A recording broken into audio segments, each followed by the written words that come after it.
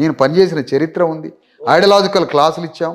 మీలాగానే బహుజనవాదంతో బహుజన రాజ్యాధికార స్థాపనే లక్ష్యం అని చెప్పి గతంలో ఐపీఎస్ ఆఫీసర్గా ఉండి స్వచ్ఛంద పదవి విరమణ చేసి బీఎస్పీ పార్టీలో చేరి క్రియాశీలకంగా పనిచేసి రాష్ట్ర అధ్యక్షుడిగా పనిచేస్తూ యువతలో కానీ గ్రామాలలో కానీ ఈ వర్గాల కోసం నేను పనిచేస్తా, నా జీవితాన్ని అంకితం చేస్తా అంటూ ముందుకు వచ్చినటువంటి ఆర్ఎస్ ప్రవీణ్ కుమార్ గారు అర్ధాంతరంగా ఆ ఉద్యమాన్ని ఆ పార్టీని విడిచి బీఆర్ఎస్ పార్టీలో చేరాడు. ఒక రకంగా చెప్పాలంటే ఆ బహుజన రాజ్యాధికార కళను పక్కన పెట్టేసి ఆ కార్యకర్తలను, ఆ నాయకులను, ఆ సమాజాన్ని కాస్త నిరాశ నిస్పృహలోకి దించేసి ఆ వాదాన్ని కూడా కొంత బలహీనపరచడంలో తన వంతు పాత్ర ఉందనేది ఆ సమాజం భావిస్తుంది. అలాగే మీరు కూడా రేపు మీ వ్యక్తిగత స్వార్థ రాజకీయ ప్రయోజనాల కోసం ఈ ప్రయాణాన్ని ఆపేయరని లేదా ఈ నాయకత్వాన్ని కొనసాగిస్తారని ఎలా నమ్మాలి? ఇక్కడ ఏంటంటే నేను ఎలా నమ్మాలి అనే అనుమానంతో నాలాంటి వాడిని వదిలిపెడతారా, లేదా కొంత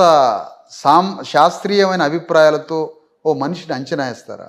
అంటే అంచనా వేయడానికి కూడా జ్ఞానం కావాలి. ఇప్పుడు నేను ప్రవీణ్ని నమ్మలే, నువ్వు నమ్మినవు, నీ అజ్ఞానం అది. మీరు నమ్మలేదా?